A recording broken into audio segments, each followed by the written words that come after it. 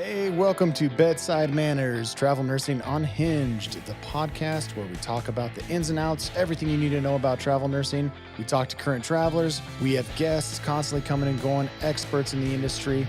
Be sure to subscribe if you haven't done so already. Let's get started. Hey guys, thanks for tuning in today. We got a really fun episode for you. We have another awesome special guest, Jodis Knowles.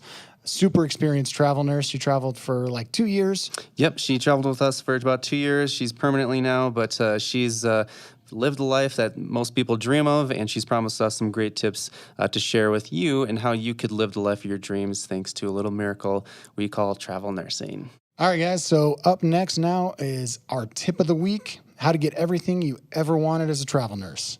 You know what it is, Paul? You want to know my secret? It's references. It is references, and it's overlooked all the time. Nobody takes it seriously. Mm-hmm. But if you get references, guys, it can make all the difference in the world.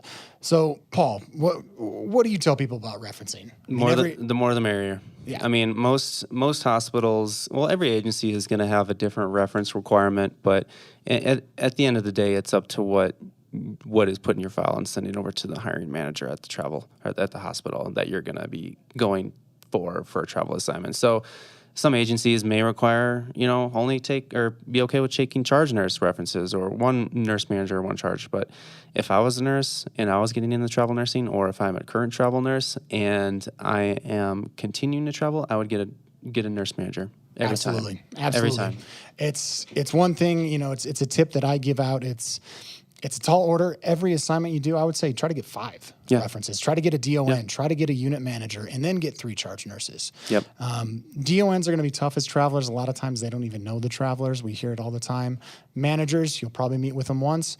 When you're about halfway through, get a reference form from your agency, take it to them and say, hey, would you mind filling this out for me? You'd be surprised. And they'll do it for you, because sometimes there are hospitals that won't give an agency a reference, but everyone wants one. Or if you're an OR nurse or a scrub tech, surgeons are great too. They see you in the OR scrubbed in. They can see your skills and they can attest to that. Those go a long way as well.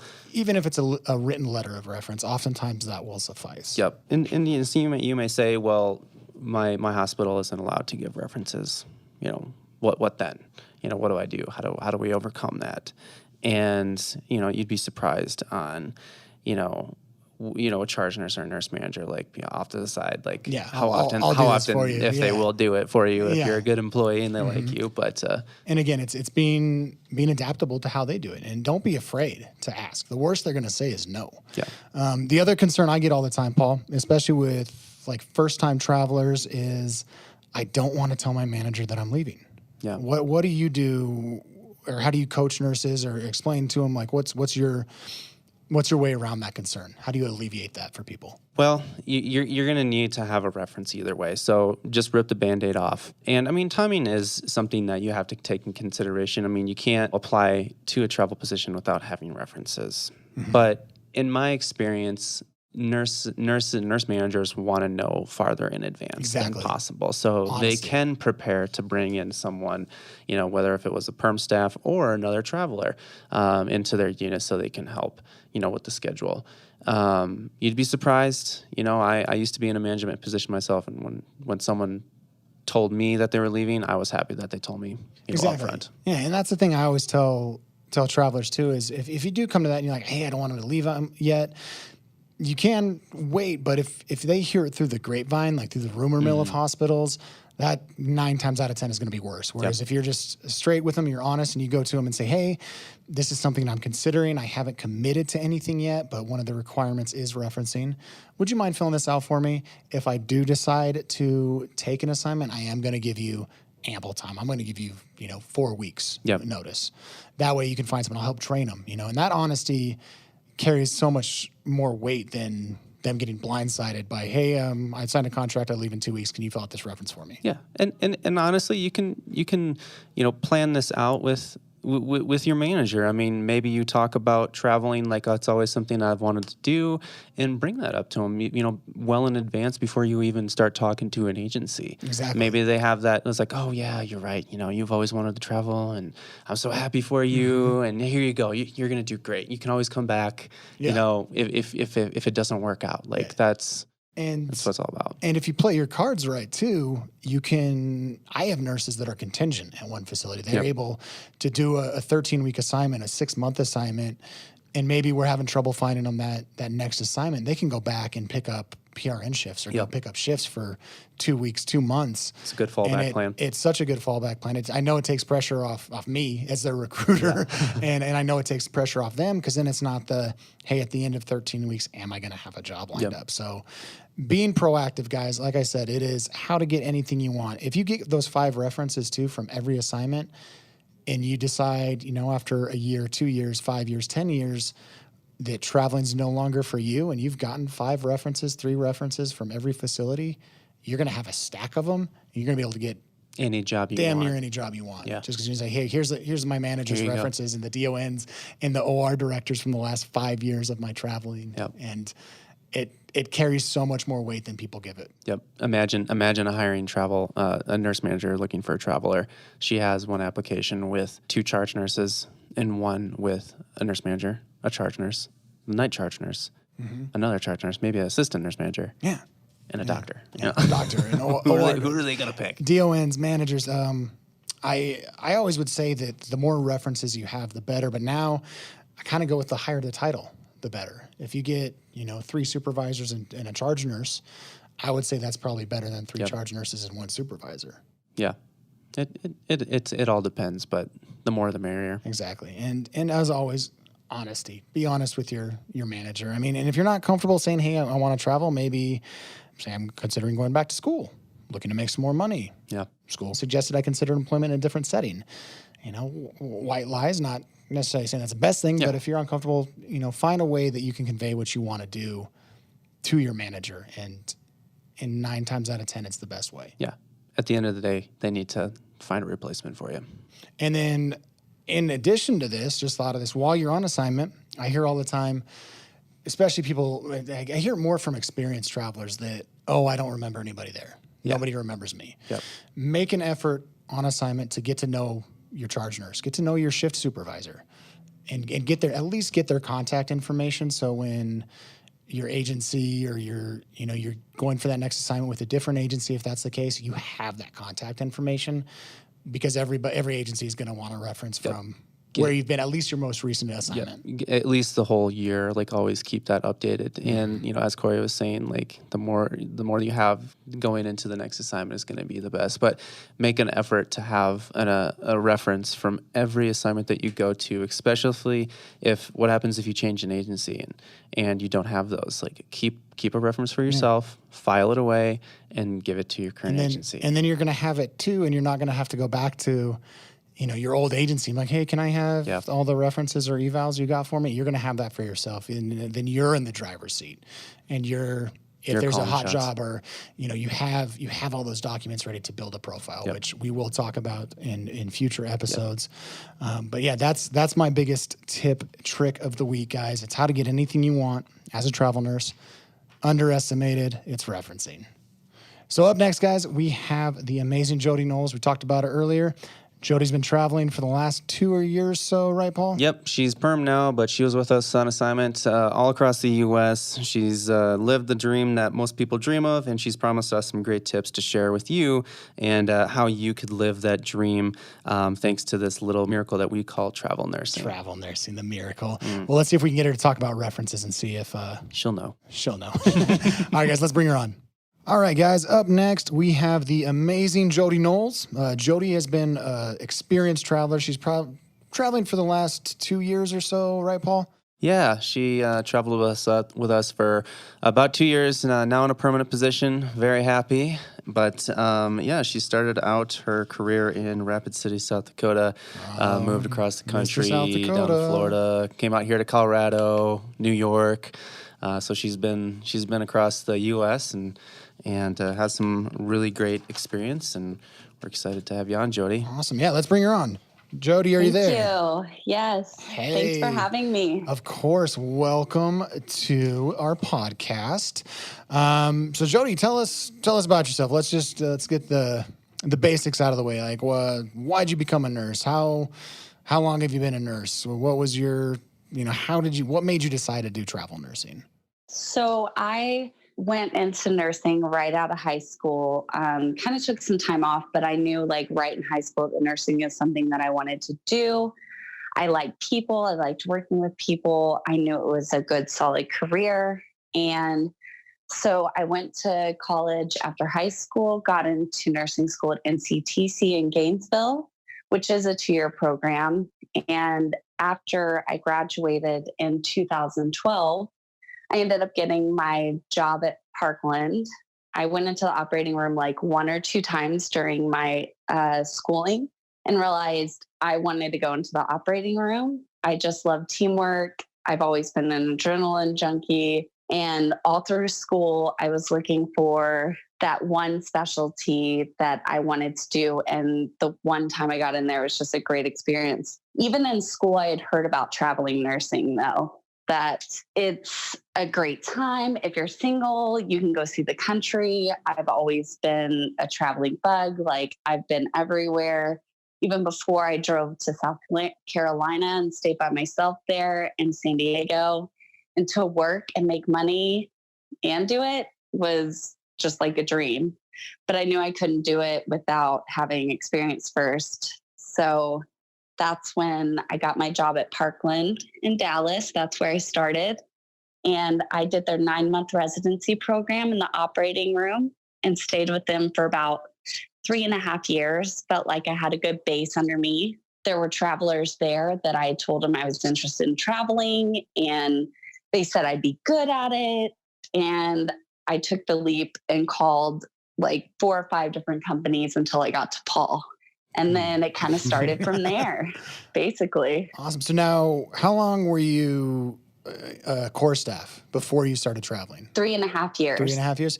Do you think like that, because most agencies require between 1 and 2 years, do you think having that extra year, that extra 2 years of experience as a nurse before you started traveling, did that give you a leg up? Did you feel more comfortable on the first assignment? Absolutely. Yeah. And I knew once I started talking to people that were travelers, they were like, you're really good, but stick with it another year or so. And then I think you've got it down. It may be different on other services, but I know in the operating room, you don't get to see much stuff. I was lucky enough to see everything. And by that 3 years, when I woke up in the morning to go to work, I wasn't like, oh my God, I hope I'm not put in this case or that case. And I really felt ready. And once I was ready, they were like, yeah, you're ready to go. Because I just started getting kind of a bad attitude. And so they're like, you need to see other places. Because working at one place, you can think, oh, it's terrible here. You have nothing to compare it to. And they were like, you're going to do great. So I took their advice. I felt ready. I had enough confidence from my peers, and I took the job in South Dakota, which was crazy because I asked Paul to go to Austin or somewhere closer. And he was like, no, girl, you want to go to South Dakota. Rapid City. Well, I asked, and he asked me, he goes, I have this really high paying job. And I'm like, okay, I'm willing to check it out. And he told me, and I was like, you know what? I'm traveling to go to places I've never seen before. I've been to Austin, like, let's do this. Awesome. And yeah, it really did give me a leg up. Everywhere I went, I found out like, wow, I know a lot more than I thought I did. Like training other employees at other hospitals, knowing a lot more. Like that's how much they could see like that I had a good base. That's awesome. Yeah, I hear it's important. So I'm glad that you came on and said that, because that would be something we would want to talk about to new travelers. Yeah. And Jody, I mean, we talked about this, the other night too. And going on your first travel assignment is very nerve-wracking. And what did you experience? How did you feel when you first went up to South Dakota? And how did you get through that? I felt like I was ready to go. I felt it was the right time. I was in a weird spot where all my friends were kind of getting married. I was like, this is a good time for me to go ahead and go. And I talked to Paul for at least 4 or 5 months before, like in January before I started. And I want to make sure I was ready. And I don't know if Paul knows this, but I wanted to back out so bad. The closer it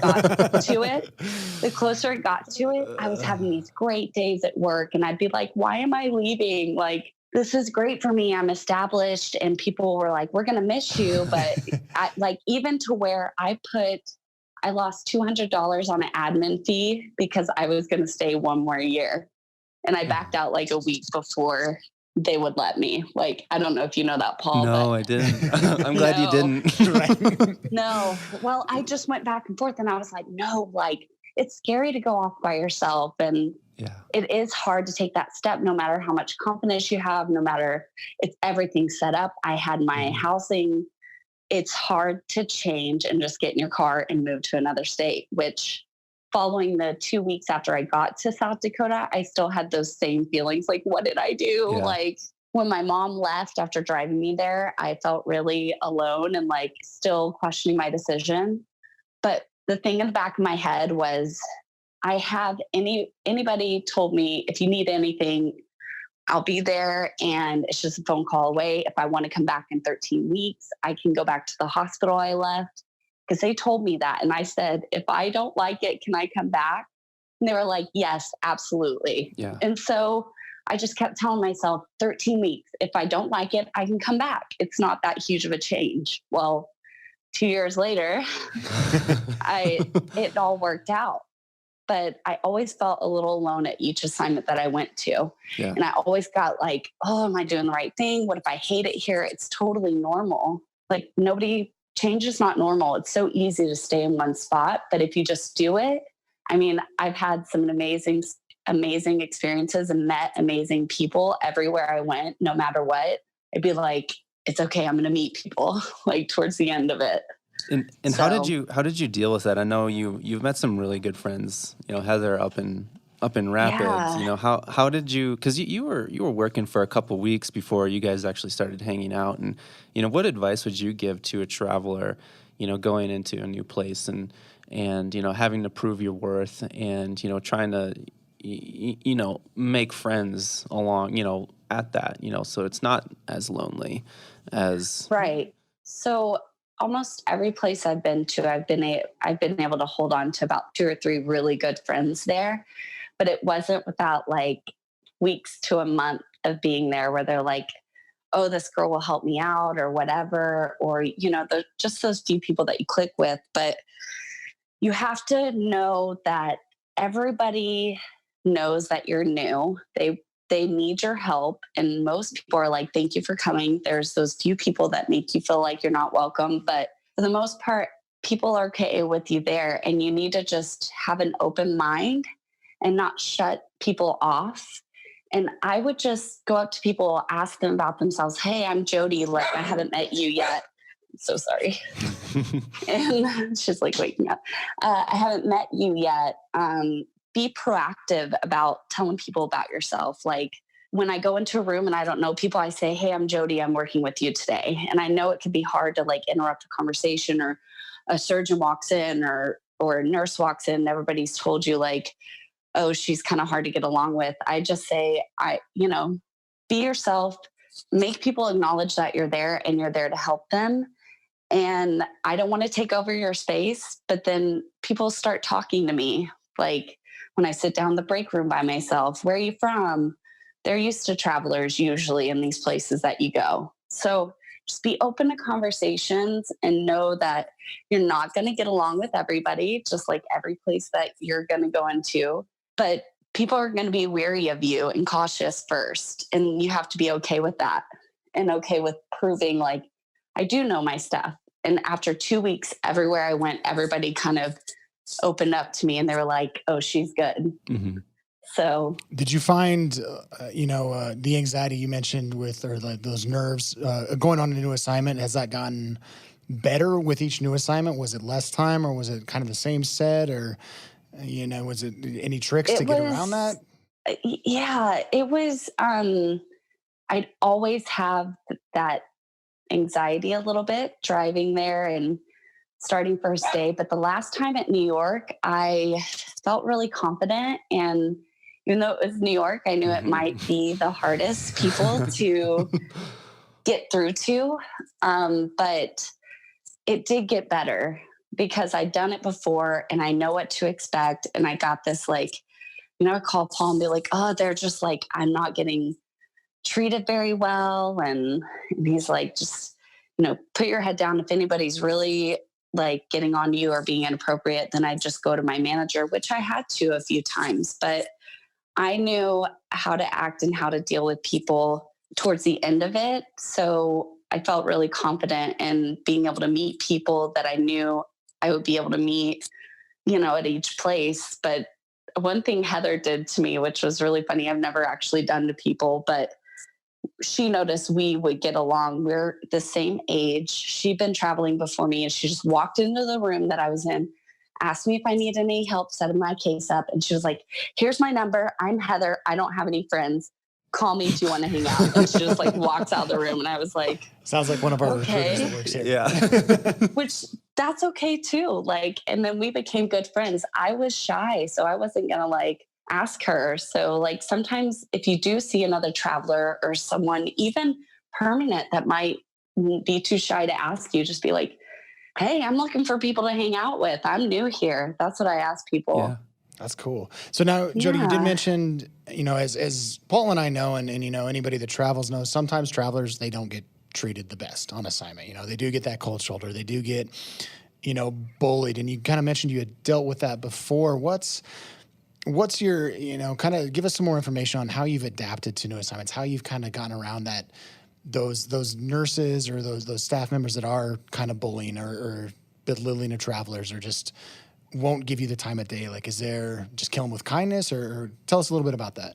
Yeah, a little bit of kill them with kindness, but do your job, but don't let them be inappropriate in the setting. You have to kind of put your foot down. And what I say is everybody has their ways of doing things. So you have to be adaptable. I know you don't like doing it, the flow of things this way, but they don't really care what you have to say. There's been some places that asked me in my opinion, but it was the managers, but the staff just go along with what they say, adapt to it. And then once you get on your own after orientation, you can kind of do your own thing. But if it's not hurting the patient, I would just say, okay. Or if they would tell me something like simple, like SEDs go on this way, or you need to put them on before induction, something that I learned the first week in the OR, I would just say, oh, okay. And understand that each place they're going to do that to you. And then it isn't until they really start like treating you like you can't work together. Like if somebody talks to me like in front of the patient, or they're telling me I'm doing something wrong, or a surgeon is like, why don't we have this, and this? My go-to every time is, what can we do to fix this? Like, I'm sorry that we're not on the same page. Like, what can we do to fix this? And if they keep going, my thing is to always say, stop the line and let's speak with a manager in front of this. Mm-hmm. And for this conversation, I want a manager in the conversation for the rest of this. And I've never had any problems after that. But it's when you continue to argue and they don't know you, they're going to be like, oh, this new traveler, blah, blah, blah, blah. It's so easy to target you. But if you try to work with them and understand their process, and I just say, I'm sorry, I'm just not used to this, but I'm willing to learn. You may not like it, but you just kind of have to go with it. And I've never had a manager not have my back when I went to them first. And then it always got resolved. Or if I didn't go to the manager, I called Paul, and Paul would help me out with whatever situation I couldn't get resolved there, which maybe only happened one time.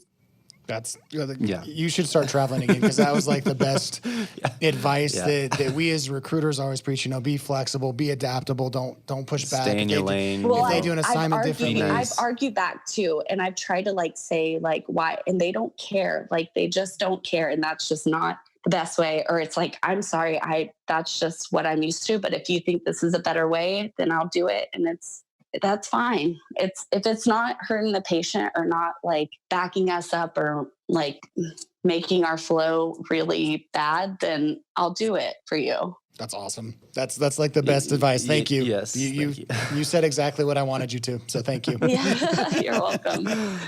And Jody, we talked about this the other night too. Workflow, and when you are going into a scenario where where they need travelers for a reason. Whether if they had a bunch of nurses walk off, or if it's maternity leave, or maybe they just have a revolving door. How do you handle that? When you go into a new assignment into a loaded situation. Yeah, and it's loaded. And have you ever experienced someone that was supposed to start, maybe another travel nurse that was coming in with you, that she called off or she canceled? Have you ever experienced that? Has that affected you? Yeah. I think you mean like, well, in New York, it happened. This lady had started with me. She was, well, maybe about 3 weeks after me. And, I kind of had a hard time with their orientation. And she came in and she was like bubbly. She was like me. She's like, oh, yeah, I'm adaptable. I'm like, whatever you say. I've been doing this for so long, blah, blah, blah. And I said, just be careful. They're going to push you. People do it different in every room. Is that what you're talking about? Like, Yeah. because she ended up leaving like 2 weeks later. Like, and I tried to warn her and she didn't understand. And she came to me and she was like, I can't handle this. And she got like a bad rap. And they told me they can't keep travel RNs there. And I told her that. And she was like, oh, trust me, they say that to me everywhere. And she left after like 2 weeks after that. And I just, like I said, we handled things differently. She got hostile in one situation about counts, came to me crying about it, asking if she was in the wrong, and she wasn't. But I explained to her, like, you just have to say, okay, like, what do you want me to do? And then if you can't get it resolved, ask for a manager to come in. But she couldn't handle that. So, and there in Florida, they had a bad time holding on to nurses. People were quitting, and I could understand it. But the permanent staff nurses didn't understand it, but I understood when I got there. They'd try to ask me what I thought about what was their problem, and I would tell them, but nothing seemed to be resolved at the time. So you're not there to fix their problems. You can give them advice, what you think could make them better, but you have to realize they don't care really. Yep. What you think. They're in their ways, and a traveler comes in and they see different facilities and how other ORs and how other floors are ran, and like, oh, it would be really great this way, and they're like, no, we're okay, we're gonna keep doing it this way. And I think that's got to be one of the cool things about being a travel nurse, though, is especially in the OR, like you may be do one case in your hospital over and over, and it's the same way, and you go on an assignment, you're going to do that same case, but it's going to be different. And so you get like you said, if you're adaptable and you're willing, like you're going to expand and make your skill set wider and get better at your skill set. I think that's cool. Like, and so that you're saying adaptability is key is awesome.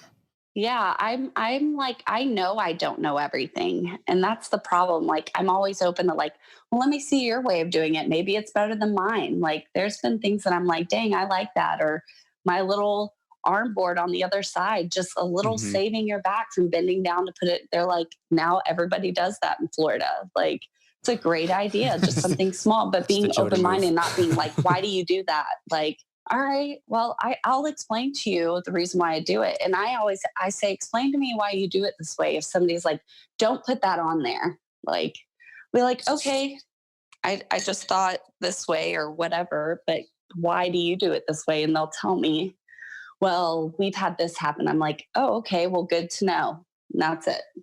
That's cool. Like, yeah, you have to be open-minded. Yes. So now, Jody, you've been traveling for a while. And do you normally find your own housing? Yes, I do. Give us some housing tips. Where do you look? What's your go-to website for, I'm a new traveler. I've never traveled before. Where do I go? I might get a lot of crap for this, but Craigslist is where I found all of my housing. Gross. I know, but it wasn't through like scams and knowing what to look for. And I shoot Paul a message, hey, can you look this up for me? Make sure it's not a scam. I mean, I did that everywhere, but South Dakota, rural places like Rapid City, they're not in Airbnb. They don't even have Uber or Lyft out there. They do now. Do they? God, Yes, I could have used that finally. for that airport ride. Yeah, but I like older people that own these houses, they would do either like put their ads in the paper or old school stuff like that. And Craigslist is the first like ad source that they know about, but you have to weed through it. There are some good people out there that are actually renting houses. They're usually older or not very much tech savvy with it. And they don't want to do the fees of Airbnb, which makes it so expensive. Yep. Airbnb was so expensive, and I didn't necessarily want a roommate. I had a dog. I might have gotten lucky, but it wasn't like skimming through scams for like weeks. I had to work hard for it. Definitely got to do research with Craigslist because there are those scams. With a dog, did you find that as a challenge? Did you have any added troubles finding housing with a pet? No, most people, it really narrowed it down for me, but most people were, she's small and she's 10 and I get her walked if I'm working long days, but I try not to have to do that. I told him if she had to be at a daycare, I could work with them, but I never had to do that. I would just pay a deposit like $500 or something. But my first housing, and Heather and I ended up moving in together because we extended in South Dakota. It's like $500 a month each for South Dakota. And then my other was $625 in Florida and $1,600 in New York, which was kind of high because it's New York. But those first two where they were under 1,000 is what really like got me up there. But I just ended up finding these people and being like, are you a scammer? Like, making sure to do my checks, not sending money. Like, I can have someone check out the house before I come over there. Like, you have to be proactive about it. But I found, I think, the best deals. Yeah. Awesome. But was not the answer I was expecting. Yeah. I mean, you can always go to a certain location and like, and scope it out, Yeah. you know, when you get there and, you know, get a hotel for a couple weeks and a night or two. Get your feet on the ground down there. Well, that wouldn't be my first pick. I would post on the Travel Nurse Housing Gypsy website on Facebook and try there first. And a lot of people said they had a room or a basement or something, or it was too far. And then I would try Airbnb, but it was just too expensive with my housing here in Dallas as well. So that was always like my last check. But I would keep my eye out on the Travel Nurse Housing Gypsy website, the group on Facebook, or word of mouth. I'd ask other travel friends first, but it just so happened that every time I found it through Craigslist. And when you extended in South Dakota, you know, obviously you and Heather became closer, good friends, and you know, how was that, you know, when we, you know, traveling? Would you suggest that to a travel nurse to travel with a friend or a buddy? And, you know, is it worth it, you know, saving money on cost and, you know, loneliness? Or would you think it would be better to, you know, go out on your own and, you know, there's more flexibility if you're out on your own? Like, how can you give us some advice on that? Yeah, I think it's the same as looking for houses on Craigslist. You just have to like skim through the people that, you know, get some background on them, get to know them. I think it's great to travel with a friend. I've done it both ways. Heather and I just like clicked so fast. I didn't think I was going to find a friend like that. I was very thankful, and it made me very confident on the rest of my travels. And having her experience with mine, it made Florida so much tolerable. We were like, if you weren't with me, we wouldn't have been able to do this, basically. So I think it's great to have a friend travel with you if you guys can go get in the same area and you can stand living together and traveling together. It's stressful, but I do suggest finding a buddy to do it with. Yeah. But it's easy to do. You can do it by yourself too if you have the right personality to meet people. I'm not saying that's not doable either, but so in all your travels, what is one thing that you couldn't travel without? You took it with you on every assignment, and your dog doesn't count because that's obvious. something that I took with me. Yeah, I mean, did you find furnished housing? Would you take kitchen equipment? Would you Oh yeah, I take a found TV? furnished housing. I would always take my own bedding with me, my own pillow.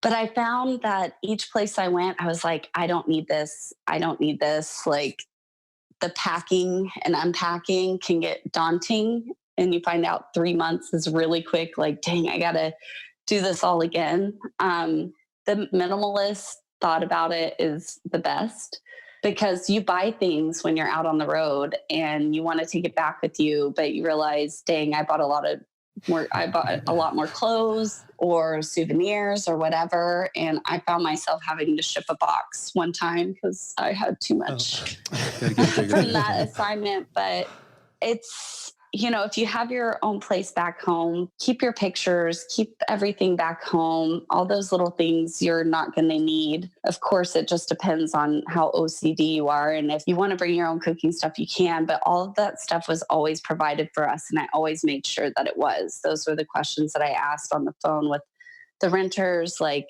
I need kitchen stuff. Like, I need to where I just bring my clothes, my bedding, and myself and my bathroom stuff for sure. Okay. Good. Any kind of bathroom towels, but some people might be different. And when you took some time off in between, contracts, you were always very active in going, on different trips and concerts. You took full advantage of the flexibility that travel nursing is able to provide. How did you plan your assignments around all your trips and going back home? So I knew certain dates like holidays or whatever, my birthday, that I would need to have off. I usually try not to ask off for much during my assignments because I knew that I could take off in between and plan whatever. But my first assignment after South Dakota, which was 7 months, I took 2 months off, which was not entirely planned, but because we were trying to look for that Florida assignment for Heather and I. Yeah. And I wasn't completely prepared for that, but it worked out okay. And I hadn't had more than like a week off at a time ever since I was like working since I was 16. I just thought, you know what? I'm going to take this time off. And when I get back, I get back. And it was so nice. And then you guys were just like, whenever you want to come back, just let me know, or you'd let me know when an assignment would pop up. Do you think you could do this? And it was very laid back. We ended up going to Florida, and Heather and I planned like a 4-day weekend or something, which they weren't very flexible. And we knew that, but we planned a 4-day weekend to have off together, just one. And we always had holidays off. So they always acknowledged my time off that I would ask for, which you don't want to ask for too much, because the one time that I did, they were very flexible with me because I didn't. There was only one place that didn't acknowledge my time off. And I just got with Paul and I was like, hey, can you just check with them with this? It was in my contract. I always make sure it's in my contract.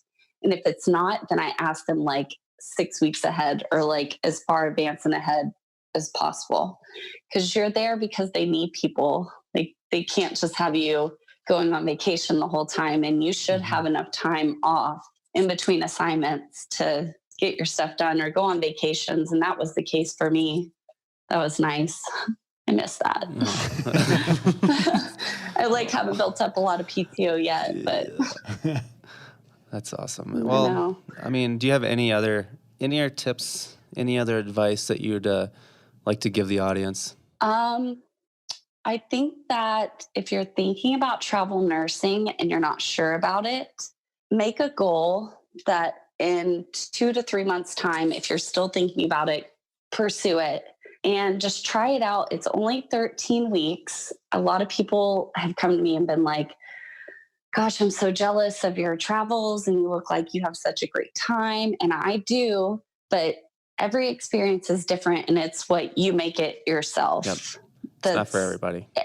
All the comments that you see on the websites or a bad experience someone had. I had bad experiences too, as some places, but there was always good things to make up for it. And you need to understand that every person is different. Every experience is different. And it is just how you make it and how you adapt to the changes. And if you're proactive in making friends, you're going to make friends. People are, for the most part, that I've experienced, very nice, just all together anywhere that I've been. If you are truly looking for people to hang out with or just tips or tricks, people are there for you. You're not alone.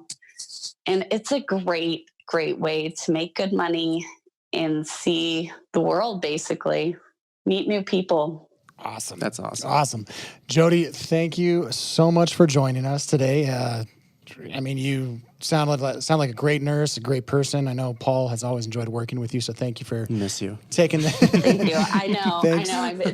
That's Paul too, is a big part of why my experience was the way that it was. Like, well, he sent you to South Dakota for your first assignment, so I mean, let's pump the brakes on how awesome Paul is. It's funny, we call him Mr. South Dakota in the office, and anytime you mention South Dakota to anybody, Paul's like a meerkat. He just pops up from his desk and is like, "Who said South Dakota?" He like looks. It's the funniest thing ever. But he sold it to me, but I'm so glad he did. Yes. He never steered me wrong, and thank you. That's a big part of it too. The recruiter is a big part of it.